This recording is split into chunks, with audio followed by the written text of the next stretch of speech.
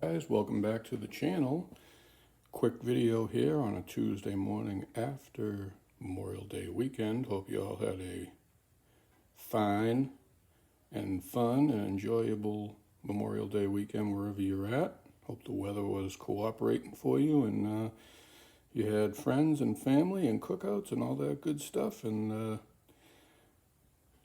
summer is, that's the weekend that kicks off summer, although we shouldn't forget what Memorial Day weekend is really all about, and paying respect and appreciation and homage to our veterans that keep the country safe and do everything that they do, and selflessness acts of our veterans that put their country and the people in the country before themselves. So great deal of respect to anyone that is a veteran or a family member of a veteran.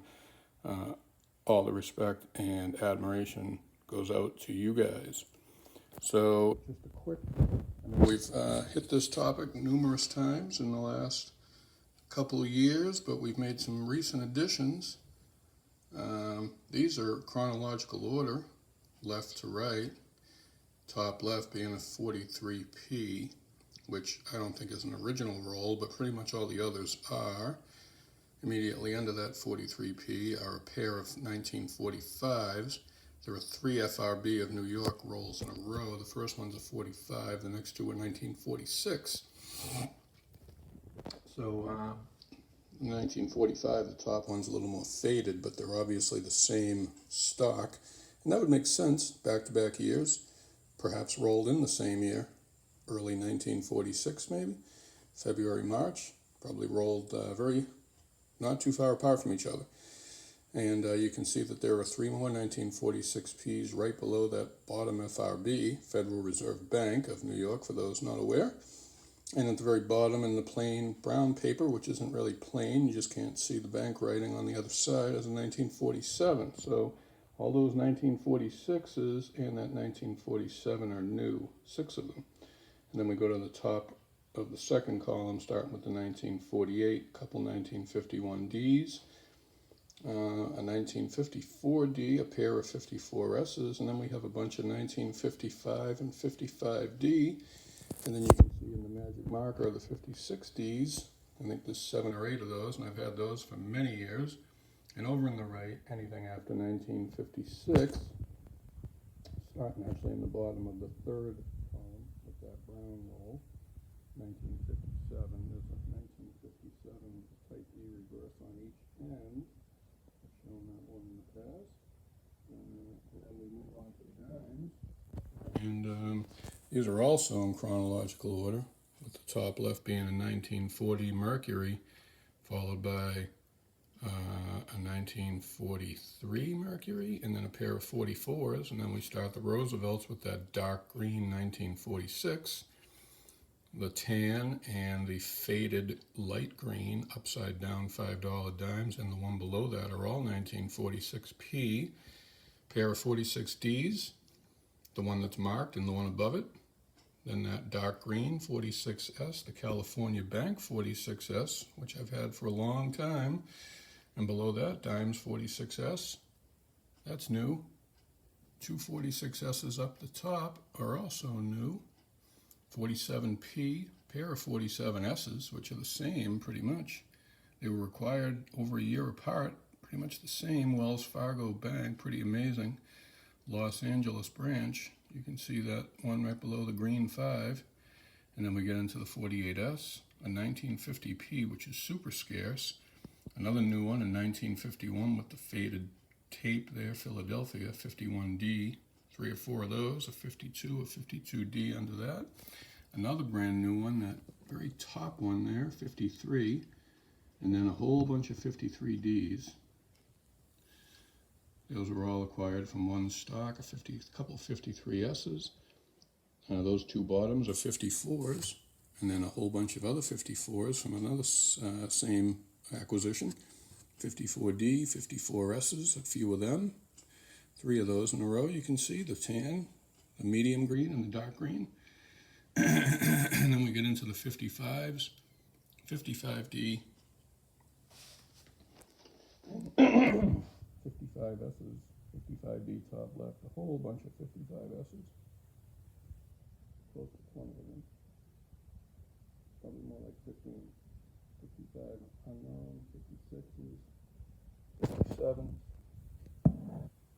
57Ds, which is a surprisingly tough date, although we do have a few of them, maybe 4, plus 3 or 4 tube rolls. 58, 59, not too many of those. 1960, we got a bunch. And tucked away in there, 60D, 62, 63, 64. This whole lot here is 1962s. They came out of a bank bag. There's 15 left. There was 19. I sold 3 that were in tubes, and I regret it. I hate selling these. They have this purplish toning to all of them, which I'm probably not going to capture well here. But they're all very similar. Let me see if I can get the lighting to cooperate. If I find the right ones, maybe. Try turning this light off. That might not help. It might help. Probably not. It's very dark purple toning. Let me try one more adjustment.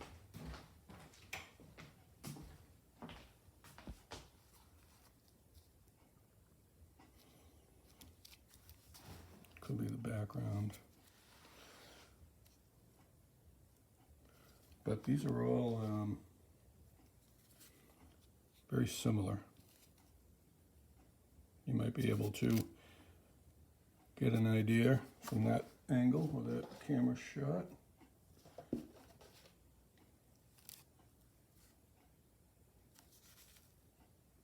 Yeah, that probably gives you some idea.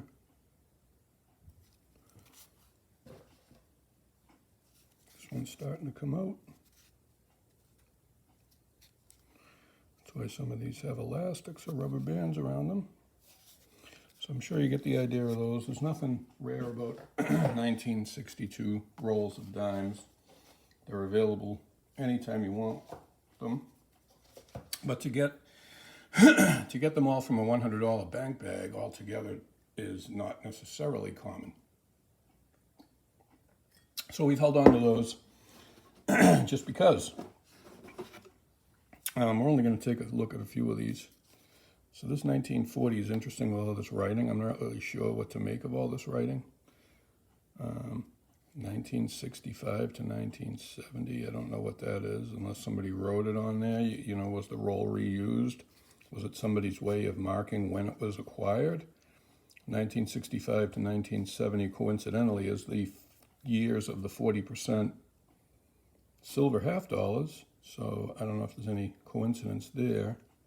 D and S, is that mint marks? Can't really make it all out. Not really sure. Full split bands, now that I'm looking at it. Okay, full split bands. All right, that's cool, but I don't know what this is all about. Maybe that's when it was acquired. I'm not really sure. But this is a 1940 roll, and probably the oldest, and definitely the oldest bank wrapped roll that I have. And it's really, there's no bank stamp, it's more of a shotgun roll. Whether it's original or not is up for debate. These two, I would say, are certainly original, not just because of the toning and the thick paper stock, but they came together, they rolled together, same years, and they have all of the makings of being original. Heads on all 4 sides, that's a little unusual, but certainly not out of the realm of possibility. First National Bank of Birmingham, starting to come unraveled a little bit. This has wonderful toning too, which we're not really picking up here.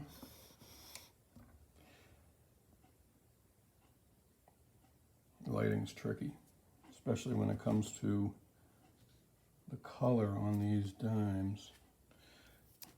People wonder about tight rolls. Tight doesn't always mean it's right. because these were rolled in for commerce and not necessarily with the idea of them being put away for generations. So this one happens to be rock tight, but they're not all. Depends on who rolled them, how they were rolled, when they were rolled. So just because a roll is or isn't tight doesn't really guarantee anything.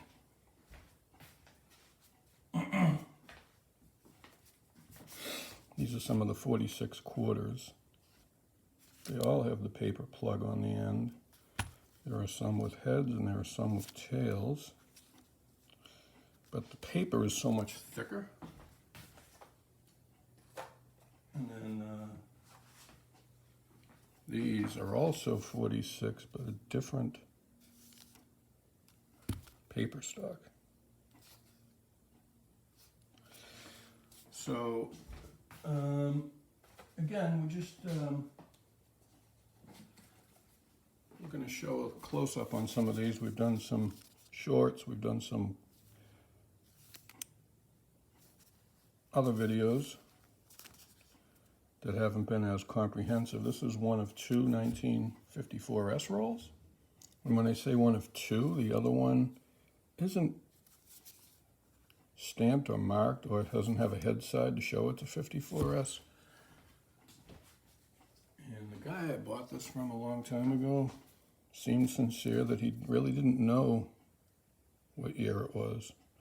It's my writing, I probably shouldn't have put that there, but American Trust with two tails. S mints have shown this one numerous times, but it remains unknown. Odds are 54S, most common of the few S mints that Franklin $half were minted, but they remain the only two in my entire bankroll collection of Franklin $half from the San Francisco Mint.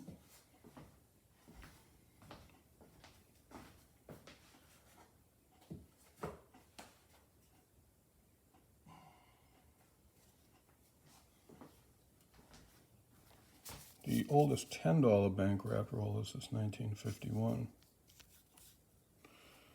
which doesn't have a lot of toning on each end, but they don't always. It all depends on the storage conditions, atmosphere that they're in. So toning or absence of toning is another thing we look for, but again, it's no guarantee. There are plenty of bank wrapped rolls that have toned ends, and there are plenty that do not. 52D roll from the Federal Reserve of Cleveland. This one is from the Fidelity Trust Company of Baltimore, Maryland. A little bit scarcer for sure. Those are the two oldest $10 bank wrap rolls. We have another 52D from the Federal Reserve Bank of St. Louis with a date stamp. August 9th, 1952, heads on both ends. Sold to me as a 52D, I believe him. St. Louis, Denver. And we have a couple of 53Ds. We don't have a 53P. We have it in tubes, but not in bank wrap. So we're missing quite a few bank wrap dates.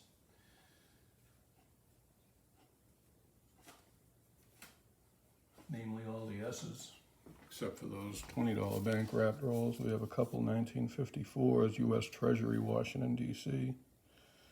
Again, not a lot of toning on that side, but on this side, wildly toned. And again, we're not really picking up the color, are we?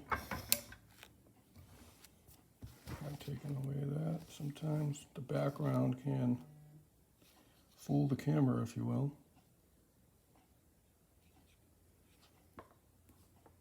We have a few more 1954s. We have 1955s. This one is pretty much no toning. Chase Manhattan. I believe there are some of those on eBay right now. Probably came from the same stock. 1955. I've had this one for years. I have another 1955.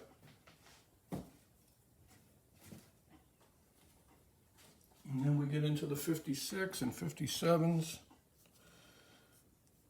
one was bought in 1961 for about 1.5 times face value, a little bit more. Interesting. Even in 1961, this roll commanded a premium, which is kind of hard to believe. So that's about all we'll show for today. I just wanted to give a little more detail on some of these rolls and their a little more in-depth look at them, a little quick discussion. The 64 Kennedy rolls, obviously we didn't get into those. Those are fairly common. And then we didn't really look at any of the later dates, late 50s, early 60s, but you know, that one with the black stripes is a modern roll. It's just in there. Most of these, except for the 43, possibly the 48, I think are original. There might be one or two. It's hard to tell for sure. We can only look for things that indicate lack of originality. We can never guarantee originality. We look for, and foil wrapped rolls was a common practice back in the day. We've got a few of those. There's a couple that are foil wrapped within the paper, which was thought to preserve, or it did, not thought to, it does, preserve the coins from toning as much, keeps them from the atmosphere.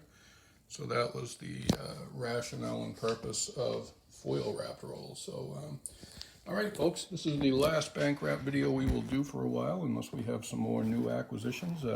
Like, comment, subscribe, samscoinsandheavymetal.com, samscoinsandheavymetal@gmail.com. We hope you all have a wonderful day. Thanks for watching.